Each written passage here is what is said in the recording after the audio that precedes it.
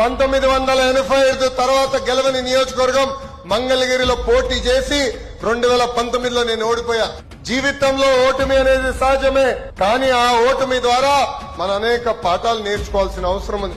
5 సంవత్సరాలు కష్టపడి చెమటోర్చి మళ్ళీ అక్కడనే పోటీ చేశాను. యావత్ ఆంధ్ర రాష్ట్రంలో 3rd హైయెస్ట్ మెజారిటీతో నేను గెలుస్తాం జరిగింది. ఈ రోజు సమాజంలో కూడా పిల్లలు చాలా సెన్సిటివ్ గా మారిపోయారు. ఒక్క ఎగ్జామ్ లో ఫెయిల్ అవుతే ఏకంగా ఆత్మహత్య చేసుకునే పరిస్థితులు మనం చూస్తున్నాం.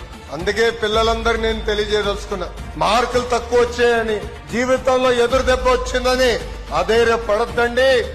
ఆ ఎదురు దెబ్బ మనలో కసి పెంచాలి.